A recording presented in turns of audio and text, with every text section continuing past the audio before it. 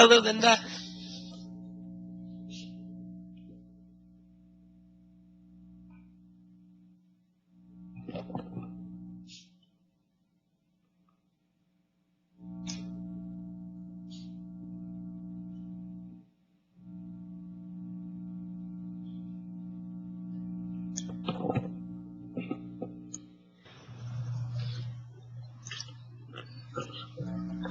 Hi, Linda.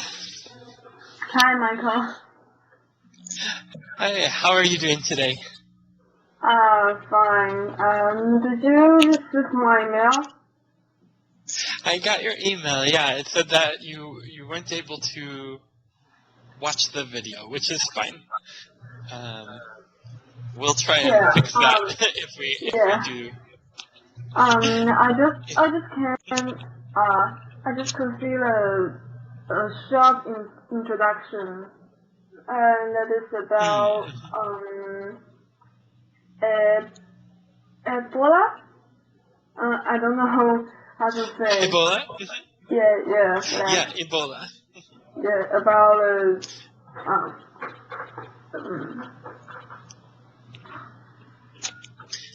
Yeah. Great. Okay, so yeah, you were able to see a little bit of it, and yeah, it was about Ebola. But if it's okay if it didn't work, we can try to fix that if we do homework like that again some other time. But that's okay. We'll just we'll go ahead and keep going with the practice exam. Did you have any questions before we get into back into the exam, or anything you want to talk about before we go to the next section of the practice test? No, I'm just afraid of the oral section. Okay. Well, the oral section, I think what we're doing today is another listening section, and then after that comes the oral section. And I think you're going to be fine on the speaking section, because I think you have a really high level of speaking in English, so I wouldn't worry too much about it if I were you. And did you say level just now? I can't hear clearly. Oh, sorry. Yeah, I said level. I think you've got a very good speaking level of English, so I don't think you need to worry too much about the oral section. Because this is an exam, and maybe there's something regular rule in the exam, and it is not the normal communication. I think. I see. Yeah, and it will probably be looking for formal English rather than informal or slang. So just be careful not to use too many contractions or to use too many slang words. But I think you'll be okay. But we'll give it a practice in our next lesson, and we can see what needs, if anything, needs to be improved. Okay. But for today, we have another listening section. So for this one, we decided that we'll just have you listen to me read the transcript of the listening section, and then we'll have you answer the questions after listening to me say it. So do you have maybe a piece of scrap paper or something that you can take notes on? Because part of the test is that you can take notes while you're listening. So you can, sure, yeah, you can write down some notes while you're listening to the section. Yeah, and then, got it. So anything that you think is important from the lecture that I'm going to read, and anything that you think you would need to remember. Okay. Okay. So, are you ready to begin? Yeah. Okay. All right. Here we go. So, listen to part of a lecture in a literature class. So this is the professor speaking. Today I'd like to introduce you to a novel that some critics consider the finest detective novel ever written. It was also the first. We're talking about The Moonstone by Wilkie Collins. Now, there are other detective stories that preceded The Moonstone historically, notably the work of Poe, Edgar Allan Poe's stories, such as The Murders in the Rue Morgue and The Purloined Letter. Now, these were short stories that featured a detective, probably the first to do that. But The Moonstone, which follows them by about 20 years, it was published in 1868. This is the first full-length detective novel ever written. Now, in The Moonstone, if you read it as come to it as a contemporary reader, what's interesting is that most of the features you find in almost any detective novel are, in fact, already present. It's hard at this juncture to read this novel and realize that no one had ever done that before, because it all seems so strikingly familiar. It's really a wonderful novel, and I recommend it, even just as a fun book to read if you've never read it.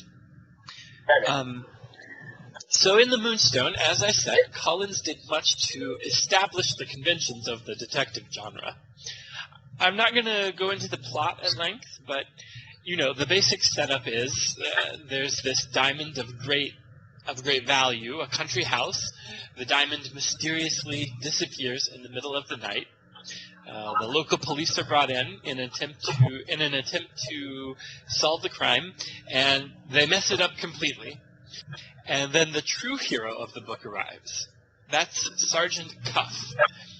Now, Cuff, this extraordinarily important character, well, let me try to give you a sense of who Sergeant Cuff is by first describing the regular police. And this is the dynamic that you're going to see throughout the history of the detective novel, where you have the regular cops who are well-meaning but officious and bumblingly inept. And they're countered by a figure who's eccentric, analytical, brilliant, and able to solve the crime. So first, the regular police get called in to solve the mystery. In this case, Detective Superintendent Seagrave. When Superintendent Seagrave comes in, he orders his minions around, they bumble, and they actually make a mess of the investigation, which you'll see repeated. You'll see this repeated pattern, particularly in the Sherlock Holmes stories of a few years later, where Inspector Lestrade, this well-meaning idiot, is always countered by Sherlock Holmes, who's a genius. So now Cuff arrives. Cuff is the man who's coming to solve the mystery, and again, he has a lot of the characteristics that future detectives throughout the history of this genre will have. He's eccentric. He has a hobby that he's obsessed about. In his case, it's the love of roses. He's a fanatic about the breeding of roses. And here, think of Nero Wolfe and his orchids, Sherlock Holmes and his violin. A lot of those later classic detective heroes have this kind of outside interest that they go to as a kind of antidote to the evil and misery that they encounter in their daily lives. At one point, Cuff says he likes his roses because they offer solace, an escape from the world of crime he typically operates in. Now, these detective heroes, they have this characteristic of being smart, incredibly smart, but of not appearing to be smart. And most importantly, from a kind of existential point of view, these detectives see things that other people do not see. And that's why the detective is such an important figure, I think, in our modern imagination. In the case of the Moonstone, I don't want to say too much here and spoil it for you, but the clue that's key to the solving of the crime is a smeared bit of paint in a doorway. Of course, the regular police have missed this paint smear or made some sort of unwarranted assumption about it. Cuff sees this smear of paint, the place where the paint is smeared, and realize that from this one smear of paint, you can actually deduce the whole situation, the whole world. And that's what the hero in a detective novel like this brings to it that the other characters don't. It's this ability to see meaning where others see no meaning, and to bring order to where it seems there is no order. Okay, so that is the lecture. And I'm sorry if it got a little loud in the background behind me. There's actually a parade going past my building right now, and they're shooting off fireworks and stuff. So hopefully that didn't come through the microphone too much. That's okay.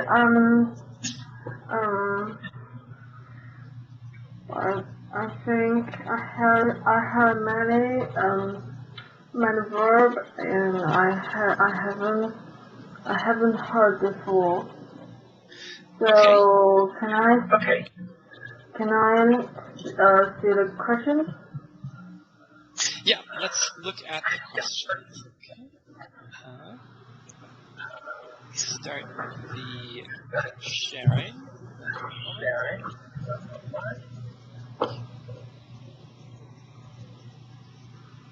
Okay, so here is the first question, and it is, what is the lecture mainly about?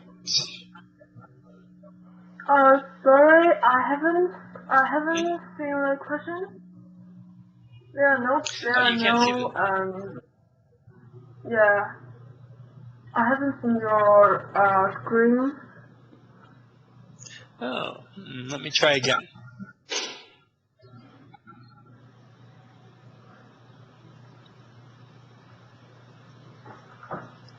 There, it should come through now, hopefully. But I haven't seen.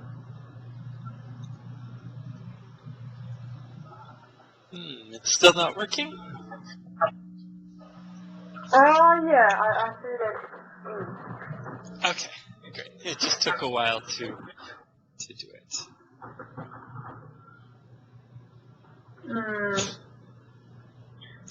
Okay, so question number 6. That's the first question for this section. What is the lecture mainly about? Is it A, comparison of two types of detective novels? B, ways in which detective novels have changed over time? C, the Moonstone as a model for detective novels? Or D, flaws that can be found in the plot of the Moonstone? I don't. I heard a word that is financial. I don't. So I think I didn't catch the core. Yes. The core. Okay. Let's see. So, what would... Oh, hold on. I see my video's off. So, what did you hear about in the lecture? What was the main part of what you heard in the lecture? Please. I heard the Moonstone many times. Okay. Yep, the Moonstone, and the Moonstone is the name of the book. And let's see. My God. I thought it was talk about the financial because I heard the word financial in the beginning. At the beginning. Oh, financial. I see. Okay. Well, no, it wasn't. It wasn't about finance. It's about literature. So about books and novels. So let's see. If we don't understand the lecture, how can we kind of what other words did you hear? So what other things was it saying about the moonstone?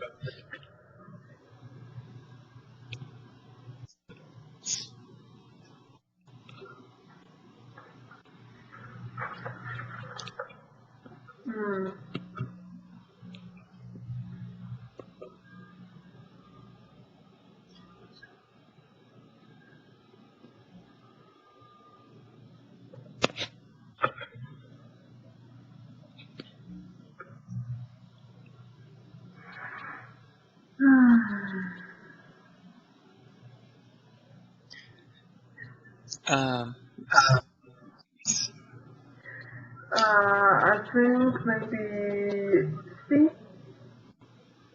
C, the moonstone as a model for later detective novels. Yeah, correct. Excellent. Correct. What happened? What happened just now? Oh, what happened?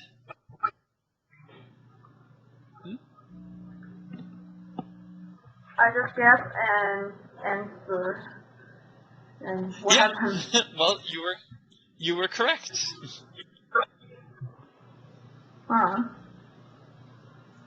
Yeah. Okay. Let's go to the next question. Okay. So, in what way is the moonstone different from earlier works featuring a detective?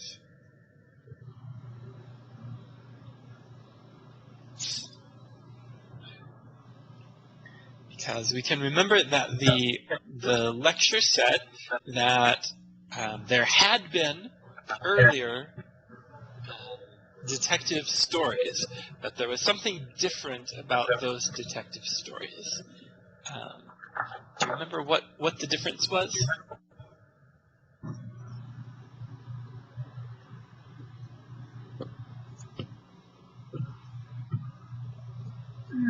I guess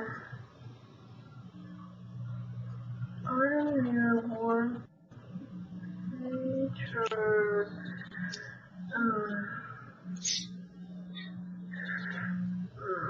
I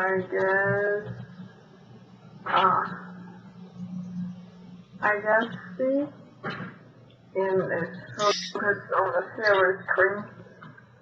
C. Because I don't know the meaning of crime.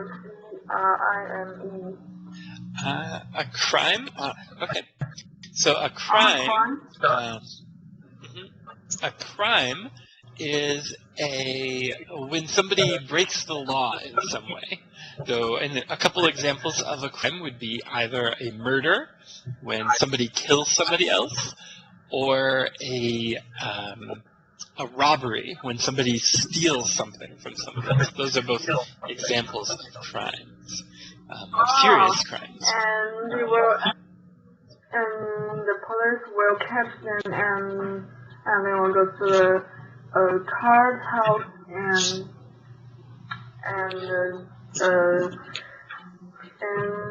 charge them. And will be judged, yeah. So a crime is when somebody breaks the law, and then hopefully the police will catch them, and they'll probably go to jail. Okay, but C actually is not correct, because there had been other detective stories before, which featured serious crimes, which featured either murders or robberies or other things. The answer here is that this was the first detective novel And a novel is a long story with chapters and so forth. Earlier detective stories had been short stories, and this was the first long detective story. So the answer is in its greater length. Okay. Detective. And what is a detective? I don't know. Okay. A detective is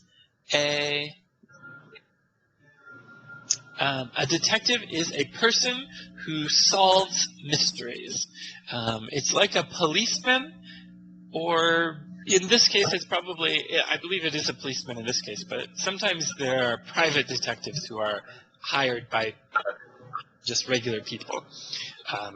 But anyway, a detective is somebody whose job is to solve mysteries and to solve crimes, to figure out who has done the crime if it's not clear. So, for example, have you heard of Sherlock Holmes? I know. Uh-huh. Okay, great. All right, let's go to question 8. Question 8 is, according to the professor, the lecturer, what do roses in the moonstone represent?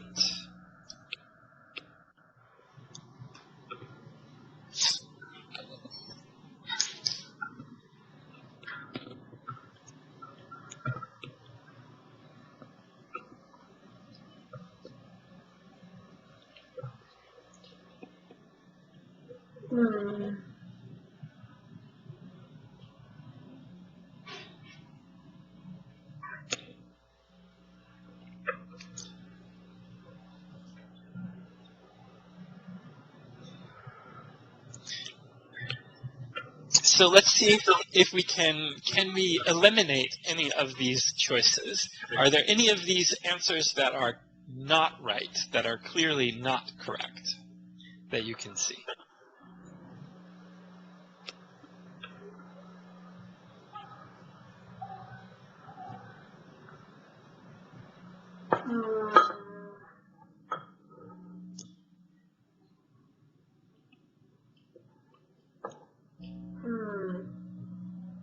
I guess A.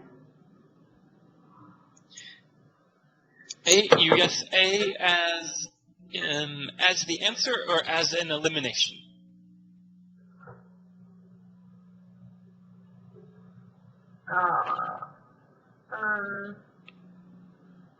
Answer. As the answer? You're close. I think that is probably the second best answer. But I think the best answer is actually B, a relief and comfort to the detective. The rose in the story does not help solve the mystery. It is an interest, a hobby that the detective has, and it helps him to relax outside of solving the crime. Okay, let's go on to number 9. But letter C. Oh, go ahead. So the Moonstone is a story about exploration. Not exactly about exploration. The plot of the Moonstone is the Moonstone is a very valuable jewel, and it has been stolen, but people don't know who has stolen the Moonstone. And the police tried to find out who stole it, but they can't. So they bring in the detective. And the detective eventually figures out who stole the Moonstone, who the criminal or the bad guy is.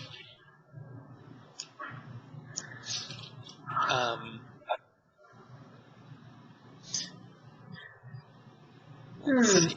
Let's go to question number 9. Why does the lecturer, or the professor giving the lecture, mention a smeared bit of paint in a doorway in the Moonstone?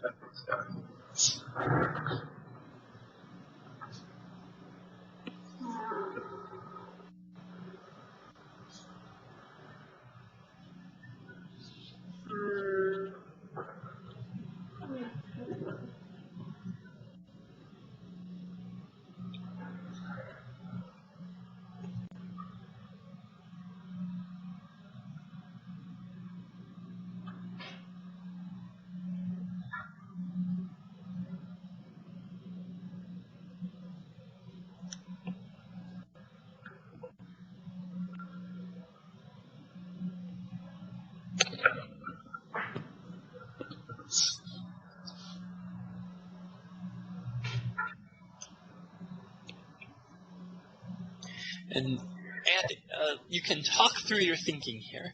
Are there any of the answers that we can get rid of because they're clearly not right? And if so, which ones can we get rid of?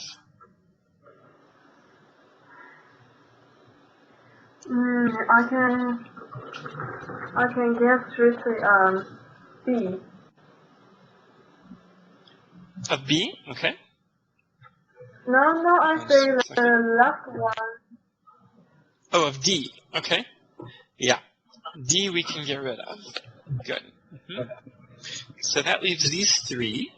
Can we get rid of any of these? Oh, sorry. Say again. I choose D as my answer. Oh, as your answer. Okay. No, actually, the police, he says, make many mistakes, and they are, as he refers to them, bumbling.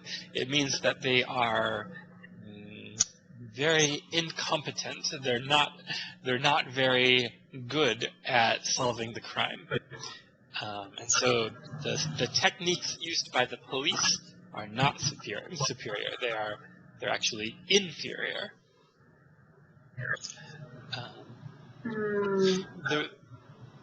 So we can actually get rid of D, I think, because he says that the police in the novel they mean well, so they're good people, but they are not very smart in the novel.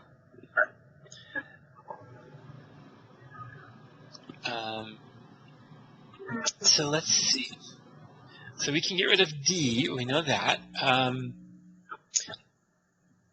Let's see. He doesn't talk anything about showing how realistically the author describes the crime scene. So we can get rid of B as well. There's nothing about the realism of the work in the lecture. So that leaves A, to describe a mistake that Sergeant Cuff has made, or to exemplify a pattern repeated in many other detective stories. And notice that C sort of follows the main idea of the story, or of the lecture, because we know that the lecture, the main idea of the lecture, as we see up here, the lecture is mainly about Moonstone as a model for later detective novels. It means that many detective novels after the Moonstone, they kind of copied the Moonstone in some way. And so down here we see that, where are we? Here. That one of the answers of the paint smeared in the doorway is that it exemplifies or shows a pattern repeated in many other detective stories. So in other words, it has been copied in later detective stories. That matches the main point of the lecture. So that's probably, it means that's probably a good bet for the answer. If you have to guess, then that would be a good idea for the answer. And in fact, in this case, it is the correct answer. So to exemplify or to show a pattern that we see repeated in many other detective stories? So bad. It's okay. We can keep going. If it's difficult if the lecture is one that's an unfamiliar topic or that you don't really some of the words you maybe don't know. So let's read the 10th question here. So what can be inferred about the professor when he says the following?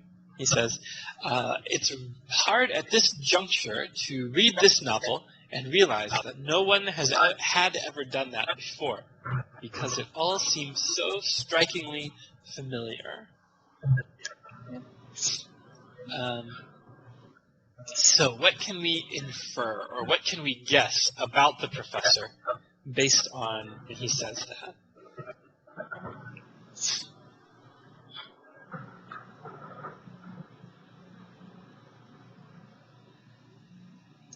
So, choice A, he is impressed by the novel's originality. In other words, the fact that the novel was the first to do so many things. Or B, he is concerned that students may find the novel difficult to read. In other words, that the students will think the novel is hard to read. C, he is bored by the novel's descriptions of ordinary events. Or D, he is eager to write a book about a less familiar subject. He wants to write a book about something else, another topic. So based on just what he says here, this sentence here, what do you think that he is saying? Or what do you think we can guess about the professor? B. B?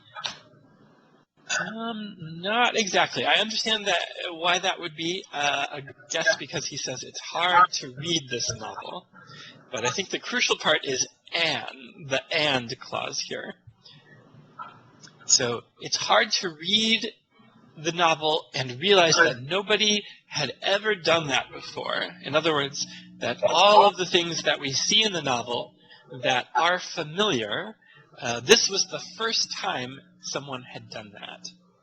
In other words, the correct answer here is A. He is impressed by the novel's originality,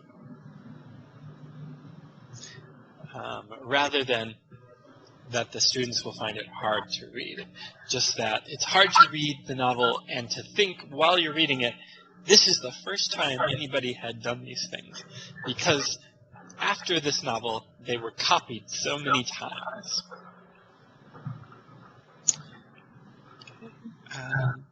Let's go to number 11. What does the professor imply when he says this? He says, well, let me try to give you a sense of who Sergeant Cuff is by first describing the regular police.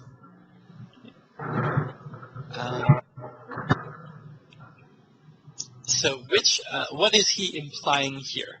Is he implying A, Sergeant Cuff is unlike other characters in the Moonstone? B, the author's description of Sergeant Cuff is very realistic? C, Sergeant Cuff learned to solve crimes by observing the regular police? Or D, differences between Sergeant Cuff and Sherlock Holmes are hard to describe? The article describes the Sherlock Holmes myself. Say again? The article describes the Sherlock Holmes just now. The article mentioned Sherlock Holmes a couple times, but it didn't really go into many differences or similarities between Sherlock Holmes and Sergeant Cuff. So I think we can probably eliminate answer D, because the mentions of Sherlock Holmes there were only a couple of them, and more importantly, there is no mention of Sherlock Holmes here in in question 11 and the quote from question 11.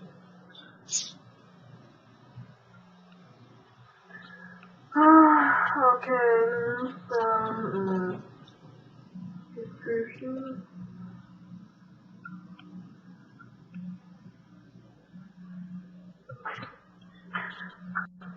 I guess the answer is A.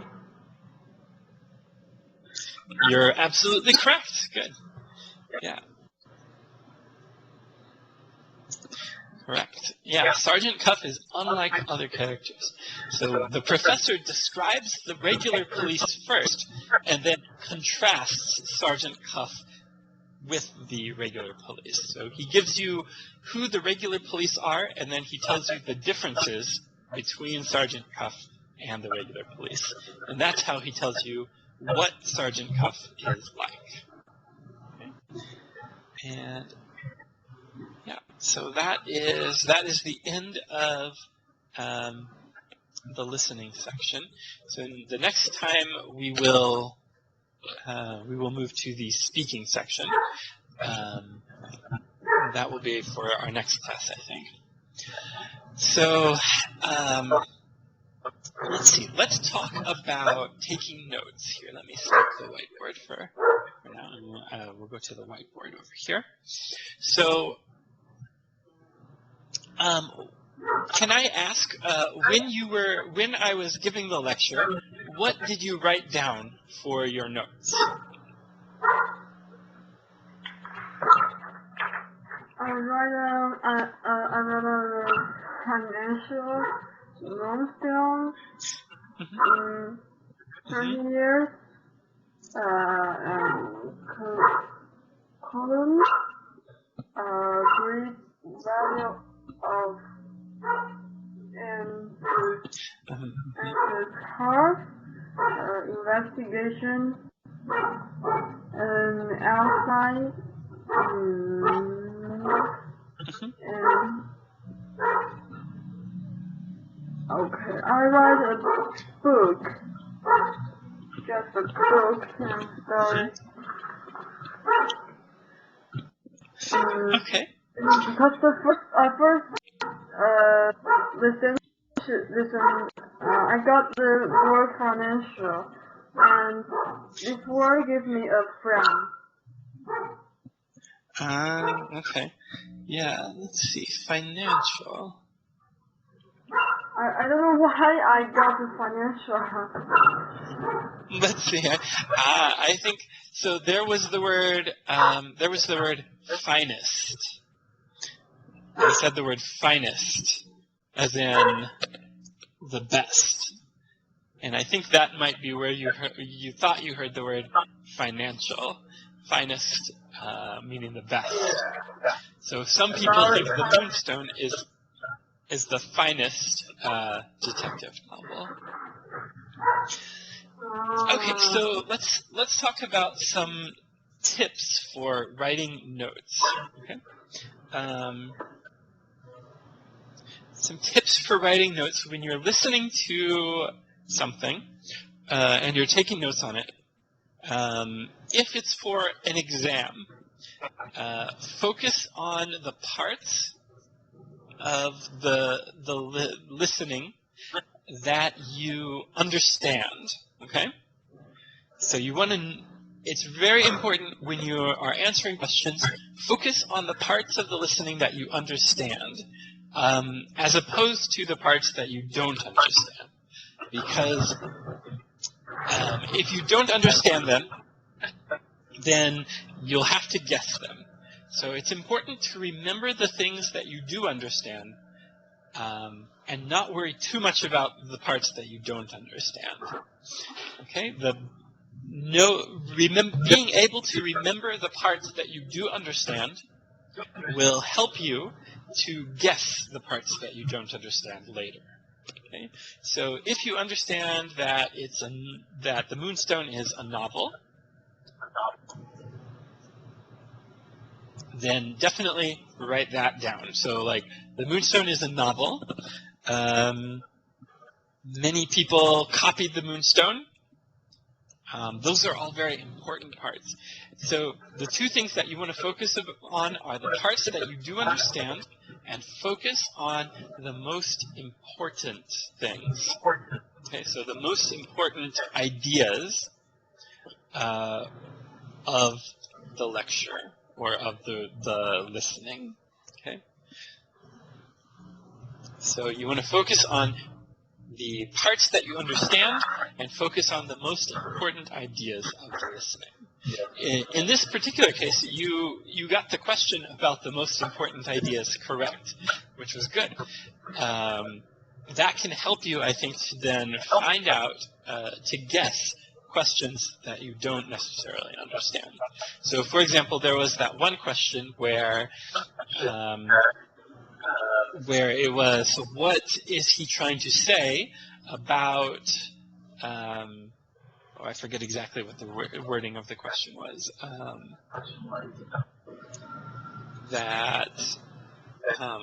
so it was talking about the smeared bit of paint. And it was asking, what was the significance of the smeared paint?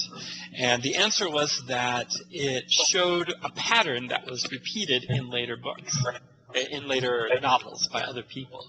And that is very connected to the main idea of the lecture, that this novel was copied by many other people later. So it's an important beginning of the detective novel genre. So focus on the parts of the listening that you understand, and focus on the most important ideas of the listening. And then look for both of those topics in the answers to the questions, because they will help you to guess questions that you don't understand, or that if you're not sure of what the answer is, then following what you understand and what is the most important, that will help you to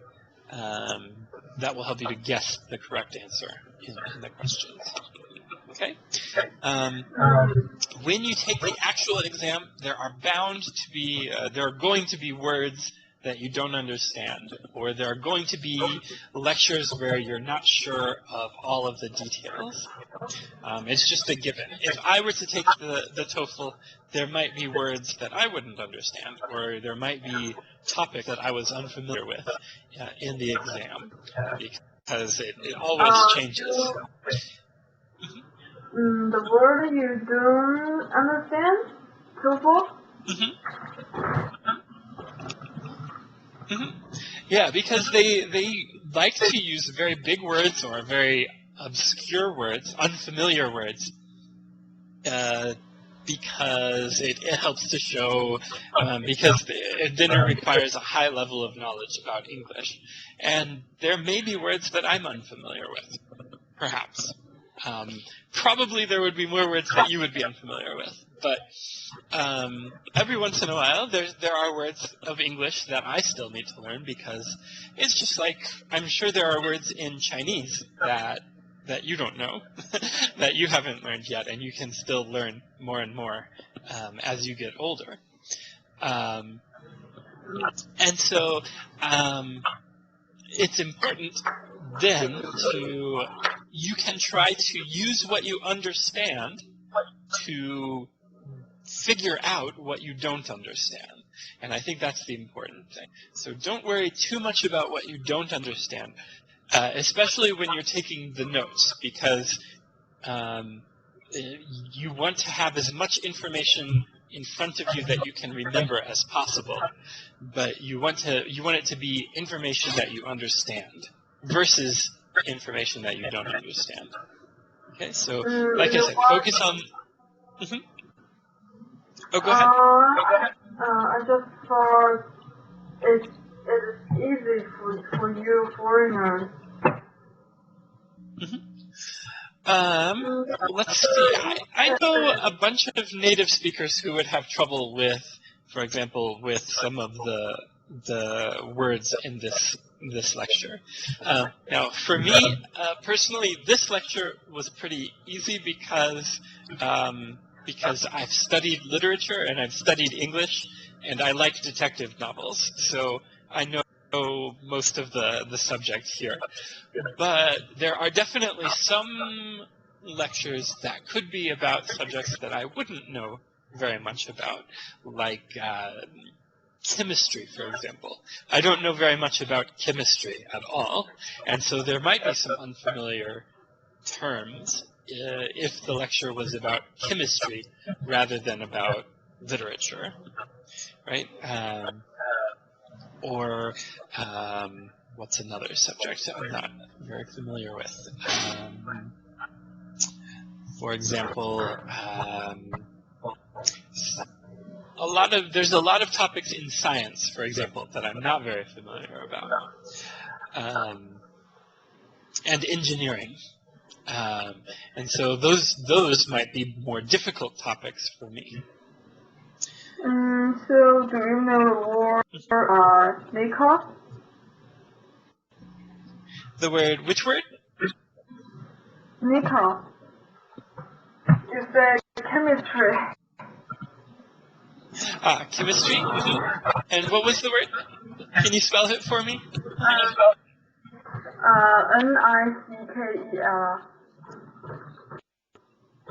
Well, yeah, nickel, of course, it's a type of metal, but it's a very easy word because our 5-cent pieces in America, our coins are called nickels, so it's pretty familiar. So I can count the 5-cent coins strictly as the nickel. Yeah. Mm-hmm. Yeah, the 5-cent coins, you can call them nickels. Yeah. So here, let me show you. So 1-cent coins are pennies, of course, or a penny, singular. 5-cent coins we call them nickels. 10-cent coins are dimes. And 25-cent coins we call quarters.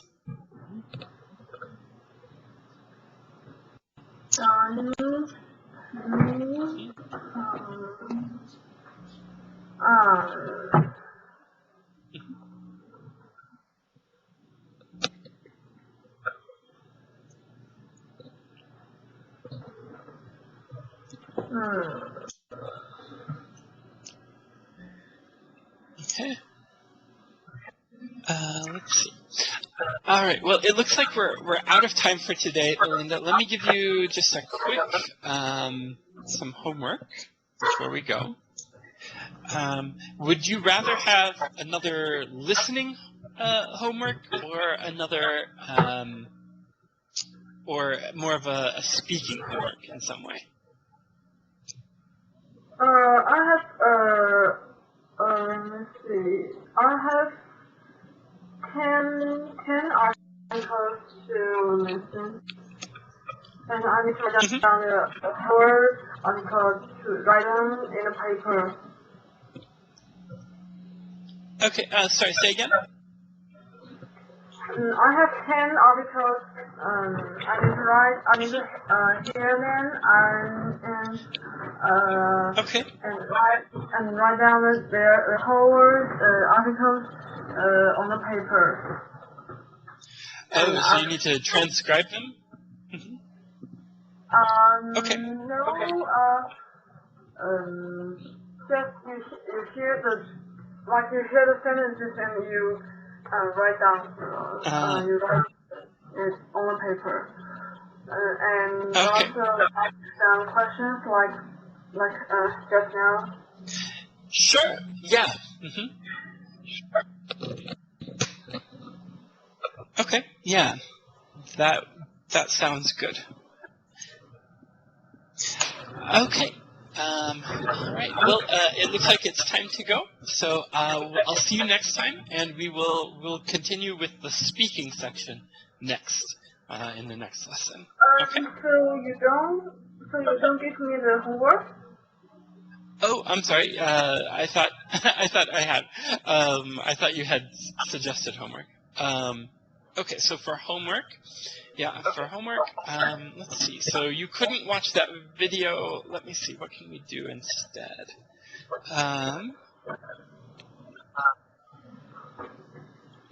Let me see.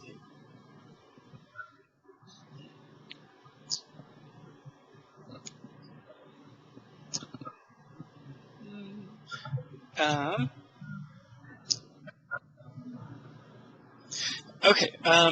You can access YouTube, right? You know YouTube. Yes? Yeah.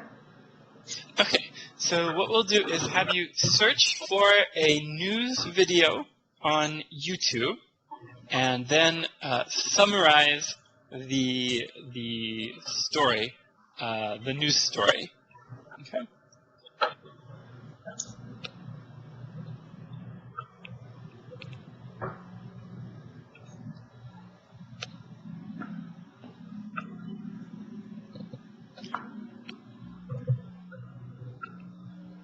Okay. And obviously, the news video should be in English.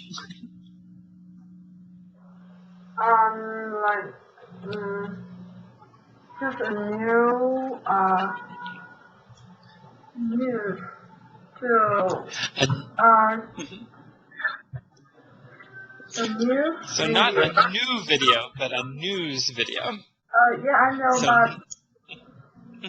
but I know there are so many news video on YouTube. Which one? Yeah. So, whichever one you want. So find the video and send me the address of the video in your homework email. Okay. So I'm going to let you choose which video to summarize. Okay. Okay.